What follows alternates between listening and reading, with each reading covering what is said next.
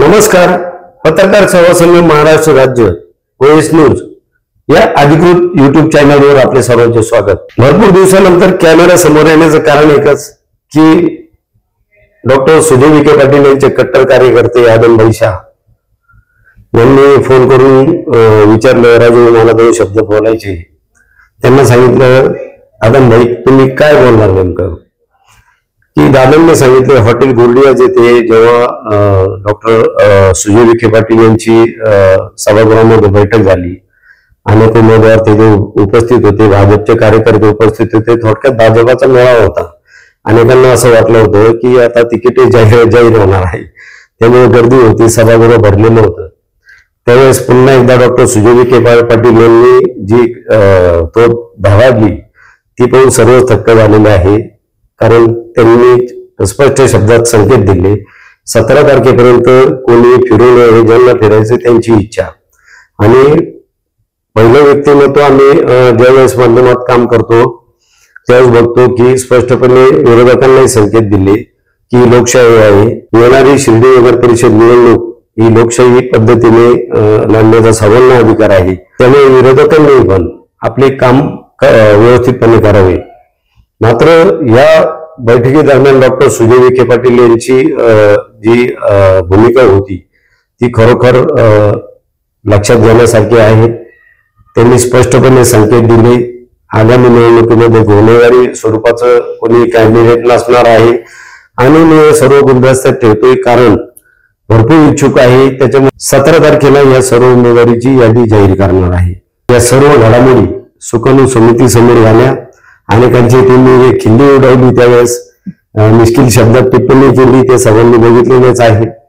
आणि त्यानंतर आम्ही ज्यावेळेस बघतोय शिर्डीमध्ये अशांतता पसरलेली आहे. अशांतता म्हणजे उमेदवारांमध्ये हे डॉक्टर जे भाजप कार्यकर्ते आहेत का ज्यांना भारतीय जनता पार्टीकडून उमेदवारी करायची आहे ते 17 तारखेपर्यंत अगदी शांत झालेले आहे. कारण नामदार राधाकृष्ण विखे पाटील, युवा नेते डॉक्टर सुजय विखे पाटील यांच्या यादीत आपले नाव आहे की नाही हे माहित नाही. आणि स्पष्टपणे डॉक्टर सुजय विखे पाटील यांनी सांगितलंय की जर माझ्या जवळ आणून उमेदवारी मागितली तर कदाचित तुमचं नाव असेल पण तुमचा पत्ता कट होऊ शकतो. त्याच्यामुळे ती एक भासती लोकांच्या मनामध्ये आहे की नको आता दादांना भेटायला, जर नाव असेल कट होईल, अशी एकंदरीत शिर्डीमध्ये परिस्थिती तयार झालेली आहे. आणि मी कॅमेरा समोर आल्यानंतर स्पष्टपणे बोलणारा व्यक्ती आहे. त्यामुळं मी 2 दिवसापूर्वी एक भाजप नेत्याची बातमी केली होती आणि युवा नेते डॉक्टर सुजय विखे पाटील ज्यावेळी बोलले त्यानंतर त्या नेत्याचा मला फोन आला, राजू कृपया ती बातमी तुम्ही थांबवा म्हणून. असं एकंदरीत चित्र आहे. शिर्डीमध्ये 17 तारखेपर्यंत शांतता राहील यात काही शंका नाहीये. त्यात माझे मित्र आदमभाई यांनी मला फोन केला, राजू मला 2 शब्द बोलायचे. म्हटलं भाऊ मी तुमच्या संग काय बोलू, कारण तुमच्या नेत्यांनीच असा आदेश दिलेला आहे तुम्हाला. ठीक आहे, आम्ही माध्यम आहोत, माध्यमांचं काम आहे, जनता काय बोलते ते लोकांपर्यंत नेण्याचं काम आहे आमचं. त्याच्यामुळं एक चौथा स्तंभ म्हणून आमचं कर्तव्य आम्ही बजावत असतो. आणि डॉक्टर युवा नेते सुजय विखे पाटील यांची एक गोष्ट आवडते की विरोधक जर चांगली भूमिका घेऊन जर बोलत असेल, एखादं विकास काम झालेलं नसेल तर ते नक्कीच माध्यमांनी मांडलं पाहिजे की जेणेकरून ते आमच्या लक्षात येतं आणि ते काम आम्ही मार्गी लावतो. अगदी त्यांचा चांगल्या स्वभावाचं एक प्रतीक आम्ही समजतो. ठीक आहे, आता मुख्य विषयाकडे जाऊ. आदमभाईंनी मला कॅमेरा समोर येण्यास भाग पाडले, मी त्यांचे आभार मानतोय. आदमभाई काय तुम्ही त्या दिवशी सभागृहामध्ये होता आणि त्याच्यानंतर 2 दिवस झाले तुम्ही मला फोन करताय, राजू तुमच्याशी काही बोलायचं आहे, आणि तुम्ही बैठकीमध्ये होता, सर्व शिर्डीकर होते, भारतीय जनता पार्टीचा तो मेळावा होता. अनेकांना असं वाटलं होतं की आता उमेदवारी जाहीर होणार, पण तुमचे नेते डॉक्टर सुजय विखे पाटील यांनी स्पष्ट संकेत दिलेला आहे की 17 तारखेपर्यंत विनाकारण कोणी फिरू नका, यादी तयार आहे. कारण सुकाणू समितीने ठरवलेले आहे आणि सुकाणू समितीचं त्यांनी कौतुक केलं की जे काही लोक असतील ते त्यांनी योग्य ठरवलेले आहे आणि नाराज गटाने नाराज होऊ नये. कारण ही निवडणूक झाल्यानंतर सर्व दादांचेच कार्यकर्ते आहेत. त्याच्यामुळे कोणी नाराज होऊ नये असे त्यांनी संकेत दिले. काय म्हणायचे तुम्हाला? तुम्ही माझ्या बरोबर 2 दिवसापासून संपर्कात आहात आणि ठीक आहे, माझं कर्तव्य आहे, एखादा जर कार्यकर्ता जर आपली भावना व्यक्त करीत असेल तर आमचं कर्तव्य समजून ते आम्हाला मानणं पण तितकंच महत्वाचं आहे. आम्ही कोणाला नाराज करू शकत नाही. काय सांगाल तुम्ही OS न्यूजच्या दर्शकांना?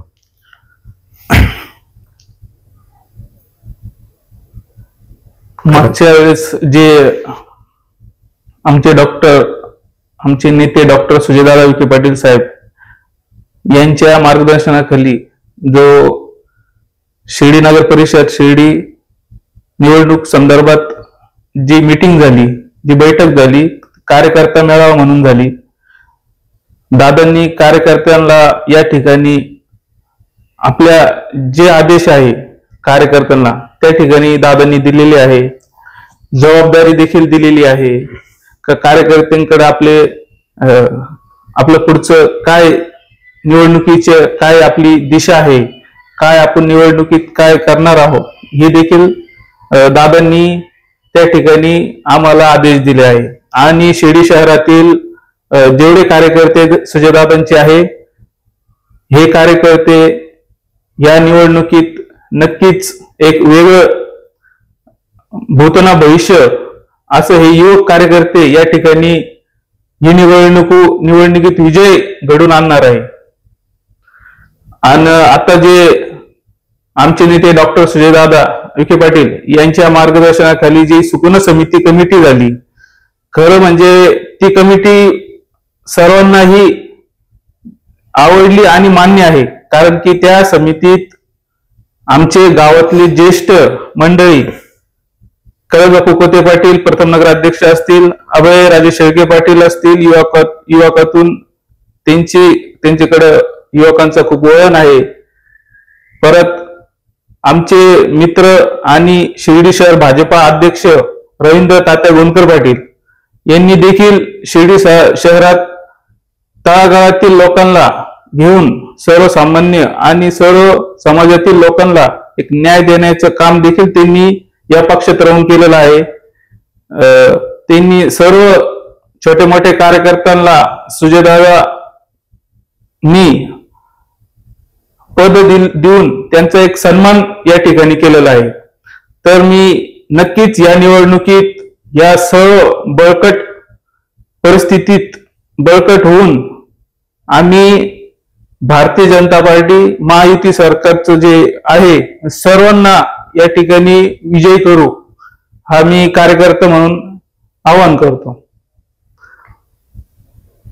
काय म्हणजे त्यांनी ज्यावेळेस बोलले की ठीक आहे, आता त्यांनी मुश्किल शब्दात टिप्पणी केली, सभागृह भरलेलं होतं आणि यातील आता नाराज व्यक्त त्यांनी अनेक फटकेबाजी पण केली. त्या दिवशी पाहिलं आपण, आता हे गोल्डीज हॉटेल आहे आणि यानंतर काही आता पुष्पकला बसतील आणि पुष्पकला बसून परत काही गोल्डीला येतील. तुम्ही कसं पाहता? कारण आता हे निवडणूक लोकशाही आहे, उमेदवारी अर्ज इच्छुक भरणारच आहे. तुम्ही कट्टर कार्यकर्ते म्हणून माझ्याशी चर्चा करत आहात. काय कारण एक डायलॉग पण मारला त्यांनी की अनेकांना एक्स हॉटेलला गर्दी पास मिळेल आणि त्याची गरज तुम्हालाही पडू नये, असे मुश्किल शब्दात डॉक्टर विखे पाटलांनी टिप्पणी केली. आणि कार्यकर्ते म्हणून तुम्ही कसं पाहताय? डॉक्टर सुजयदादा विखे पाटील यांचा स्वभाव म्हणजे मनमोकळ्यापणाचा आहे खरं तर, आणि ते कायम कार्यकर्त्यांना त्याचं कुठं नुकसान होऊ नये याची सगळ्यात अगोदर त्यांची दखल असती.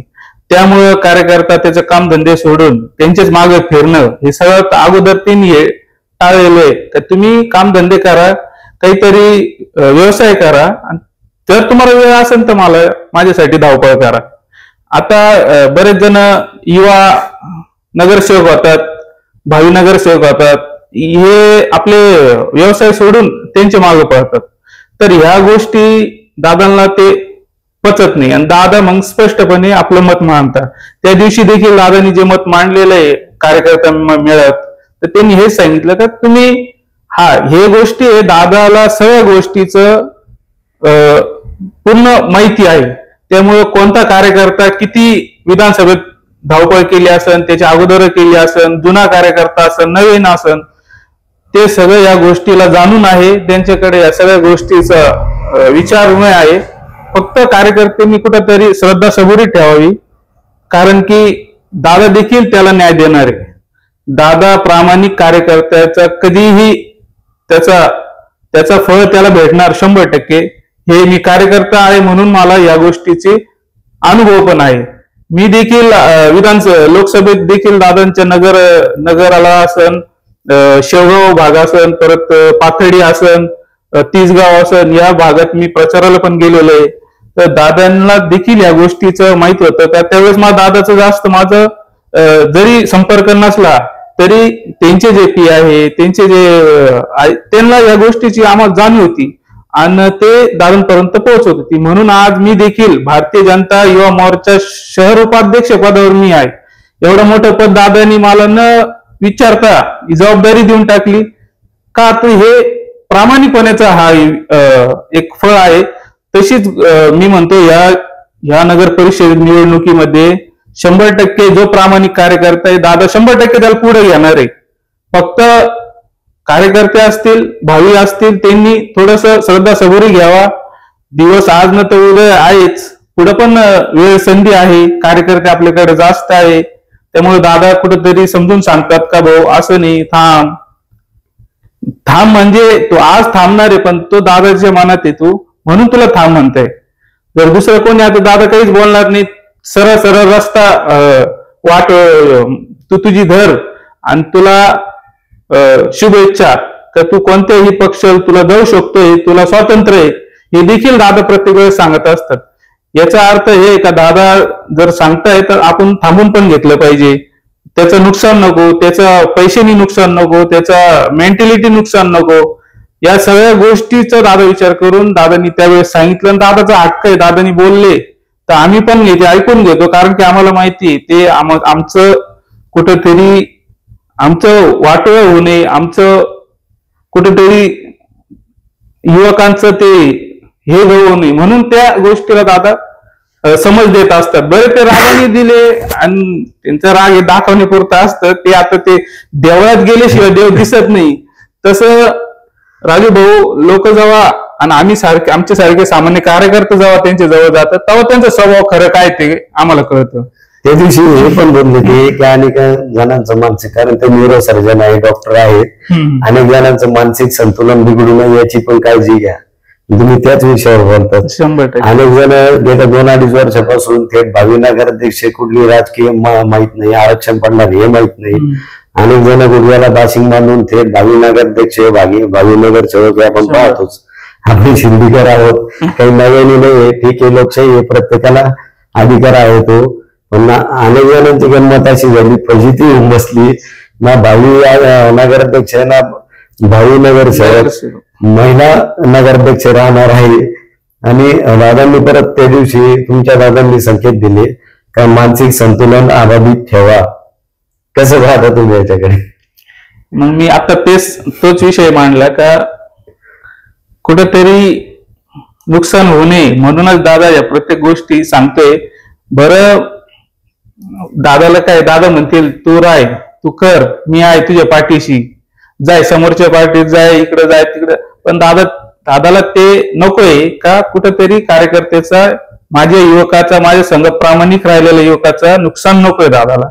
म्हणून दादांनी सांगितलं का, आणि दादा आता डॉक्टर आहे तर ते बोलणारच, त्यांना त्याचा अनुभव आहे, न्यूरोसर्जन आहे ते, का मेंटॅलिटी कशी वाढते, रात्री झोप येत नाही, बरेच जण गोळ्या घेतात. हे आता तुम्हाला चांगलं माहिती राजू भाऊ का बरेच राजकीय क्षेत्रात लोक गोळ्या घेऊन झोपतात, झोप सुद्धा येत नाही. तर या गोष्टी कार्यकर्त्यांना नको आहे. दादाचा एखादा युवक चांगल्या पदावर असेल त्याला पण या गोष्टीचं कधी त्याच्यावर ही वेळ येऊच नाही. म्हणून दादा 100% प्रत्येक वेळेस टोचून का असं नाही बोलत असतात.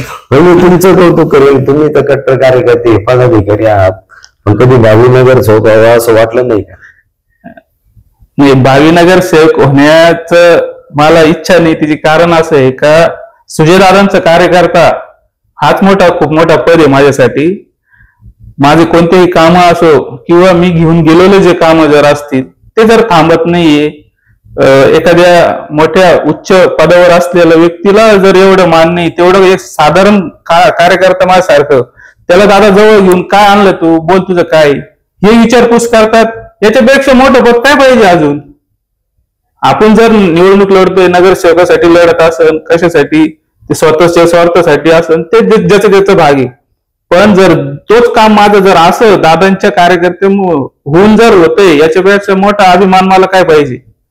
त्यासाठी मला 50, 60, 80 लाख रुपये कशाला घालायचे? मग सरळ म्हणजे सरळ हा कार्यकर्त्याचा माझा एक अजेंडा आहे असा. दादांनी जर कुठेतरी मला पद दिलं तर इथं नाही, आता तू या पदावर आहे तर मी अजून जोरात काम करेल, हे देखील मी सांगतो इथं. अगदी बरोबर. आणि आता निवडणूक आहे, त्यांनी स्पष्ट केलेलं आहे लोकशाही मी कोणाला थांबवणार नाही, अगदी विरोधकांना अधिकार आहे मतदान करायचं. मायबाप जनता ठरवणार आहे कोणाची वर्णी लावायची, ते चित्र त्यावेळेस स्पष्ट होईल. मात्र बाशिंदा म्हणून अनेक जण आधी तयार होते, त्या सभेमध्ये ते थोडक्यात पंचर घालण्यासारखी गंमत झाली आणि 17 तारखेपर्यंत सर्व गुण जास्त राहणार आहे. आता प्रामुख्याने आपण मुस्लिम समाजाचं नेतृत्व करतात बाई आणि सर्व समाजाशी आपली नाळ जुळलेली आहे. कधी आपण सबका मालिक गावांच्या नगरीत राहतो, त्याच्यामुळे आपल्याला जातीपातीचा कधी गंधही पण आपल्याला कधी शिवलेला नाही. पण विचारणं पण महत्वाचं आहे. मोठं संघटन आहे तुमचं, युवकांचं पदाधिकारी आहात, मुस्लिम समाजाची काय भूमिका असेल? बघा, आता आमचे नेते नामदार राधाकृष्ण विखे पाटील साहेब यांच्या वेळेस विधानसभेच्या निवडणुकीत संदर्भात आपल्याला छोटीशी माहिती देतो. नामदार साहेबांच्या निवडणुकीच्या वेळेस मुस्लिम समाज हा साहेबांच्या पाठीशी खंबीरपणे उभा होता. बरे त्यावेळेस निवडणुकीत वेगवेगळे अप्रचार चालले का मुस्लिम समाज भाजपाचा प्रचार करणार नाही आणि मतदान करणार नाही. लेकिन साहेबांची जी नाळ ही मुस्लिम समाजाची जी प्रेमळ त्यांचा स्वभाव हे जे जोडलेले एक कुटुंब म्हणून, तर देखील त्या लोकांनी, आमच्या मुस्लिम समाजाने देखील तेवढं त्या ताकदीशीर साहेबांच्या मागे त्यावेळेस उभं राहिले. कारण की नामदार साहेबांनी कधी जातीपातीचं राजकारण केलेलं नाहीये. सर्व जातीला, सर्व समाजाला घेऊन ते आज शिर्डी शहरात त्यांची एक छबी आहे, एक त्यांची एक प्रतिमा आहे का त्यांनी सर्व समाजाला घेऊन त्यांनी काम करत आलेले. त्याच्यात मुस्लिम समाज हा खूप अग्रेसर आहे विकासाच्या दृष्टीकोन. मुस्लिम कब्रस्तान असेल, त्या भागातील आपलं उपनगरातील जे रस्ते असतील ते सुद्धा देखील प्रत्येक गल्लीत, आता तुम्ही जर मालेगाव, येवला अशा ठिकाणी जाशाल तर तिथं जे घराच्या समोर जे रस्ते ते अजून कच्चे पडके, तर नाली जी आहे अशीच आहे गटारची. तसे आमचं ड्रेनेज असून सगळं सिमेंट कॉन्क्रिटीकरण प्रत्येक वार्डातील प्रत्येक गल्लीत काम एकदम क्लिअर आहे. म्हणजे त्यांनी ह्याने बघितलं का ह्या भागात मुस्लिम समाज राहतो म्हणून तिकडे विकास नाही. तसं हा दृष्टिकोन मालेगावला बघायला भेटेल तुम्हाला, या त्या गावात बघायला भेटेल. पण आपल्या शिर्डी शहरात साहेबांनी कधीच तोडून असे कोणत्याही समाजाला तोडून न फेकता सगळ्यांचं तो अधिकार आहे त्यांना, त्यांचा जो मान आहे ते देत आलेले. आणि विधानसभेच्या वेळेस नामदार साहेबांना जो श्रीरामनगर भाग असन, इस्लामनगर भाग असन, पूनमनगर भाग असन, विठ्ठलानगर, नाला रोड या सर्व भागातून नामदार साहेबांना विधानसभेत प्लस मध्ये मतदान, हे सगळ्यात मोठं विशेष बाब आहे. साहेब या भागातून प्लस मध्ये मतदान त्यांना विधानसभेत घडलेलं आहे. तर नक्कीच इथूनच ह्या गोष्टी कळतात का मुस्लिम समाजाचे युवक असो, वरिष्ठ असो, त्यांच्या मनात नामदार राधाकृष्ण विखे पाटील साहेब आहे. म्हणून हा मतदान त्या ठिकाणून, त्या प्रभागातून ते प्लस मध्ये मतदान घडलेलं आपण बघितलेलं. तसंच मुस्लिम समाजाचे कब्रस्तान असतील, दोन्ही साईडला जे पूल आहे ते दोघं साईडचे पूल झालेले. आतमध्ये जे सिमेंट कॉन्क्रिटीकरणाचं अगोदर डांबरीकरण करायचा रोड होता, आता सिमेंट कॉन्क्रिटीकरणाचा रोड झालेला आहे. विधानसभेनंतर देखील विकास थांबलेला नाही. साहेबांनी आता तो काम डॉक्टर सुजयदादा विखे पाटील यांच्या मार्गदर्शनाखाली तो सिमेंट कॉन्क्रिटीकरणाचा रोड सरळ आम्हाला ईदगाह मैदानातच नेतो. तसंच तिथं ब्लॉकेज बसवलेले जनरेटर आहे 5.5-1 लाखाचा, तो सुद्धा साहेबांनी त्यावेळेस मंजूर करून दिलेला आहे. जर शेडपणी हायमॅक्स रात्रीच्या वेळेस जे कबर असते, कोणाची मृत्यू झाली ते कब्रस्तानमध्ये येतात, ते हायमॅक्स तिथं लावलेले, म्हणजे हा विकास आहे. परत त्या भागातच तुम्ही जाशाल पुढं वृंदावन पूल आहे, अतिशय म्हणजे इतकं रात्रीच्या वेळेस खूप सुंदर असं वातावरण असतं. लोक तिथं जॉगिंग ट्रॅक आहे, ते जॉगिंग करतात. काही फॅमिली येऊन गप्पा चालू असतात, काही मित्र तिथे येऊन रात्रीच्या वेळेस संध्याकाळच्या वेळेस थांबतात. म्हणजे एकदम असं फ्रेश आणि एकदम सुंदर वातावरण त्या ठिकाणीच आहे. तिथं कोणत्या जातीचा विषय नाही, कोणता दुजाभाव नाही. एकदम सुंदर असं आमची त्या भागातील विकास झालेला आहे. 17 तारखेपर्यंत थांबून ठेवलं. मी स्पष्ट विचारतो तुम्हाला, काय तुमच्या भागात काही घडामोडी चालू असेल ना, नगर सेवक वगैरे काही? 100% घडामोडी चालू आहे, पण सगळे दादाच्या आदेशावर थांबलेले. दादा जर उमेदवार देतील, आता बैठक देखील मुस्लिम समाजाची झाली होती, त्या संदर्भात पण देखील सांगतो तुम्हाला. का निर्णय असा झाला, आता फक्त व्हॉट्सअपवर जर टाकलं तरी 250-300 लोक जमा होत्या. त्यावेळेस आता 4-5-6 दिवस अगोदर बैठक झाली, तर सर्वांचं एकमत आलं का नामदार साहेबांनी, डॉक्टर सुजयदादा विखे पाटलांनी आतापर्यंत जे आपल्यासाठी केलेलं आहे, आता पण आपली त्यांना आपण त्यांच्यासाठी उभं राहणं. तर बरेच आता युवक असतात, त्यांची पण इच्छा असते की नगरसेवक लढावा त्यांनी किंवा मी उमेदवार व्हावा. तर ठीक आहे, दादाचे कार्यकर्ते त्याची इच्छा असलीच पाहिजे, त्याच्यात काही दुमत नाही. पण जर दादांचा आदेशा पुढे पण जाणारा आमचा समाज नाहीये, तर त्यामुळे तिथं जे बैठक झाली त्याच्यात निर्णय झाला का दादा जो तिकीट देतील तो आपल्याला मान्य राहील. आणि उमेदवारी सुद्धा आम्ही मागितलेली आहे. दादा दिली तरी हरकत नाही, प्रयत्न करू दादांनी उमेदवारी द्यावा. नाही दिली तरी दादांचे जे उमेदवार उभे राहतील, दादा ज्याला तिकीट देतील ते आम्ही निवडून आणणार, त्याला विजय करणार. म्हणजे आता लोकशाही प्रक्रियेमध्ये सर्वांना उमेदवारी करण्याचा अधिकार आहे. त्याच्यामध्ये पक्ष आता साधारण महाविकास आघाडी काय व्हायला लागलेली आहे, इतर पक्ष या पक्ष असतील, कारण लोकशाही प्रक्रिया आहे आणि ती सर्वांनी त्याला सामोरं जाणं हा प्रत्येकाचा अधिकार आहे. आणि तुमच्या नेत्यांचं पण म्हणणं तेच आहे, कारण मोठ्या मानाने निवडणुकीला सामोरं जावं. जनता ठरवेल कोण पारदर्शक उमेदवार आहे आणि कोणाला निवडून द्यायचं आहे. जनता आता हुशार झालेली आहे थोडक्यात. त्याच्यामुळं आणि राहिले ते भाजपचे कार्यकर्ते आहे, मोठी जबाबदारी आहे. माननीय आमदार राधाकृष्ण विखे पाटील मंत्री आहेत आणि डॉक्टर युवा नेते सुजय विखे पाटील पाहिलं तर यांनी पूर्ण आपलं धोरणच बदललेलं आहे. जनतेने राहणं, जनतेची कामे करणं, स्वतःला एकंदरीत वळून घेतल्यासारखी प्रक्रिया आहे.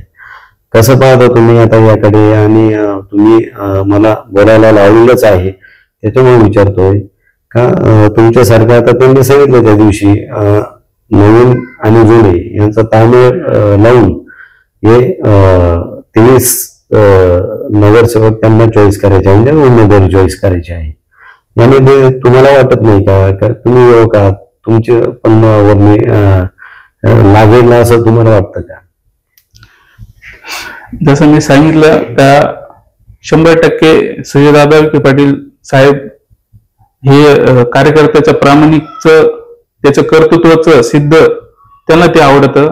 आणि जर त्या ठिकाणी जर मी बसत असेल तर 100% त्यांचं स्वतःहून जर मला विश्वास, त्यांनी जर मला स्वतःहून का सांगितलं तुला इथं उमेदवारी करायची किंवा तुला हा पद द्यायचंय, तर मी तिथं 100% उमेदवारी करेल आणि तिथं त्या ठिकाणी प्रयत्न करेल.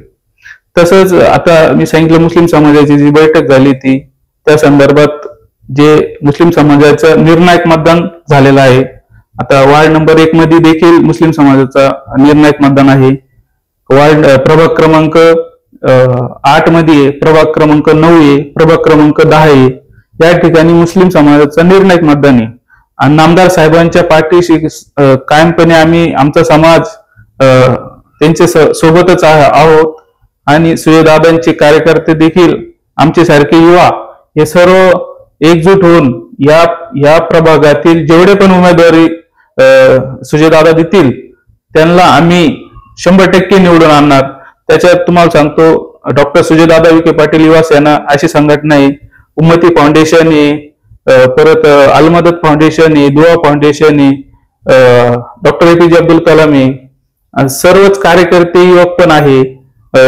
समजा आमचे मित्र ओमकार शिंदे, परत सचिन आढावे, परत सुनील गोतिशे, परत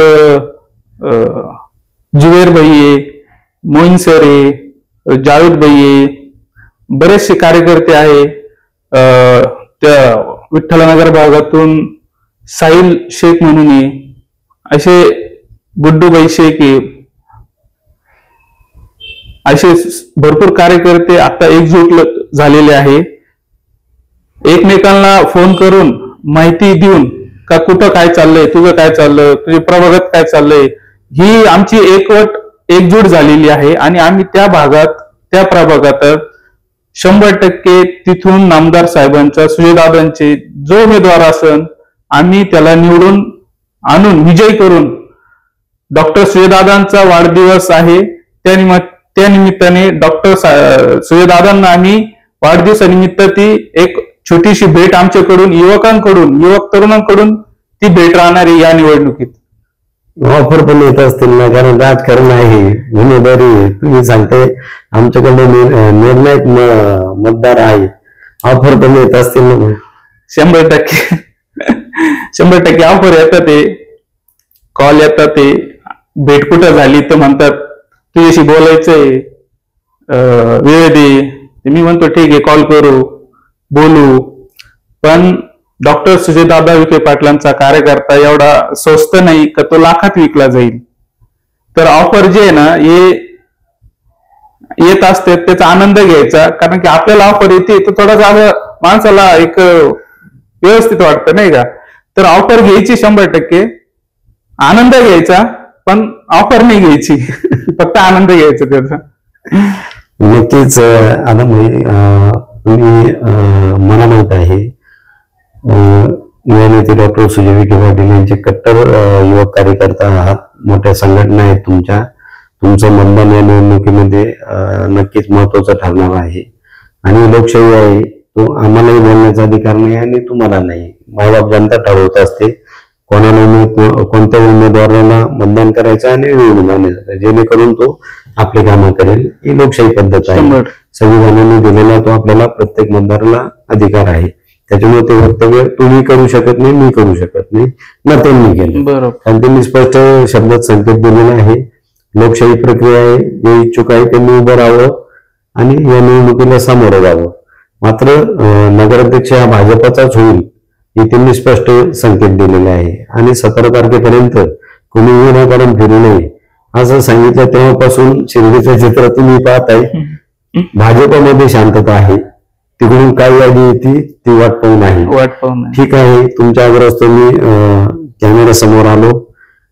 तुमचं म्हणणं लोकांसमोर बोलणं माझं कर्तव्य समजतोय. तुम्ही आलात, जो शब्द बोललात त्याबद्दल ओएस न्यूज कडून तुमचे आभार आणि धन्यवाद.